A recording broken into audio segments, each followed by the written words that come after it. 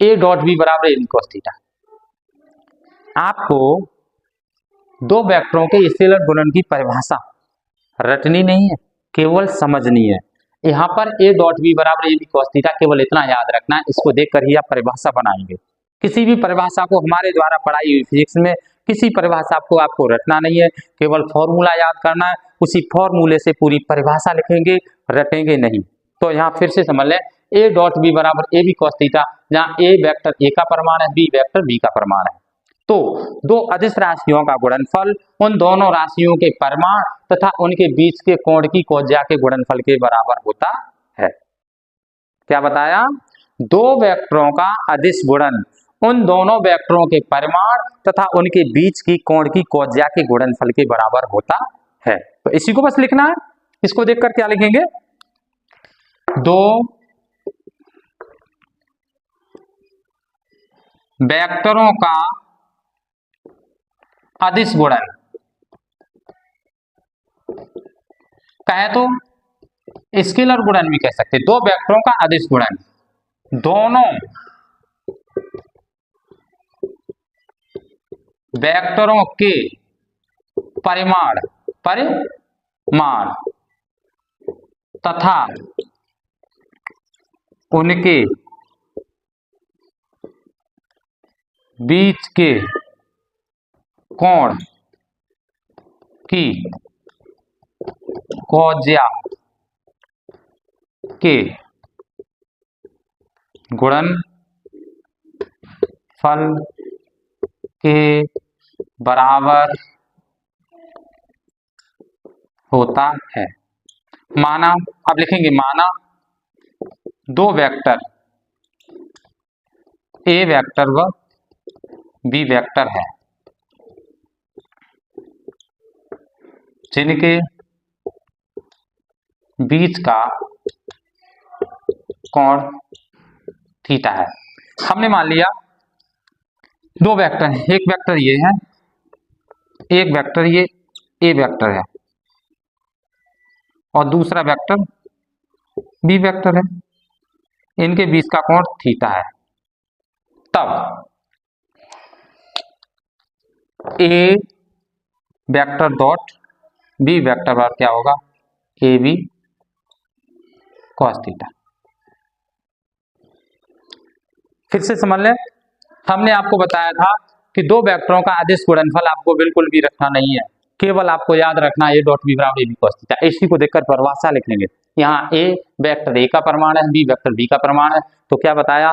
दो वेक्टरों का अदिश गुणन उन दोनों वेक्टरों के परिमाण और उनके बीच की कोण की कोज्या के गुणनफल के बराबर होता है।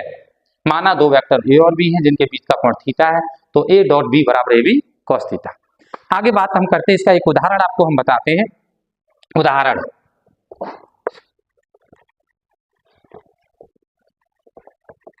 को भी चित्र को देखकर लिखना है। माना एक पिंड है जो क्षैतिज तल में गति करने के लिए स्वतंत्र है। ये एक पिंड है, ये क्षैतिज तल में गति करने के लिए स्वतंत्र है।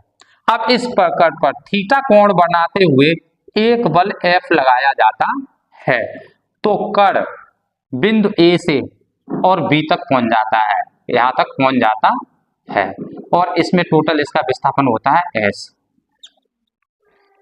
तो इसे लिखेंगे उदाहरण।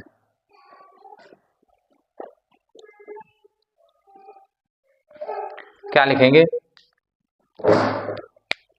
माना एक पिंड क्षैतिज तल में गति करने के लिए स्वतंत्र है। ये कण, ये पिंड है, क्षैतिज तल में गति करने के लिए स्वतंत्र है। अब इस पिंड पर क्षैतिज से, किससे? क्षैतिज से थीटा कोण बनाते हुए एक बल F लगाया जाता है तो पिंड का विस्थापन s होता है। पिंड कितना विस्थापित होता है? s। तो F डॉट s बराबर क्या होगा? Fs cos थीटा, जो बल द्वारा किया गया कार्य है। अतः W equal to F dot S बराबर एफ एस कॉस थीटा। तो W बराबर आपका निकलेगा एफ एस कॉस थीटा। फिर से मान लें उदाहरण, माना एक कण क्षैतिज तल में गति करने के लिए स्वतंत्र है। अब इस कण पर क्षैतिज से थीटा कोण बनाते हुए, कितना कोण बनाते हुए? थीटा कोण बनाते हुए एक बल F लगाया जाता है। तो कण बिंदु A से B तक विस्थापित होता है और S विस्थापित होता है, यानी S दूरी चलता है। तो विस्थापन S होता है, तो कण द्वारा किया गया कार्य बल द्वारा F डॉट बराबर एफ एस कॉस थीटा, यानी W बराबर एफ एस कॉस थीटा। अतः दो सदिश राशियों का अदिश गुणनफल एक अदिश राशि होता है। एक विशेष स्थिति नोट,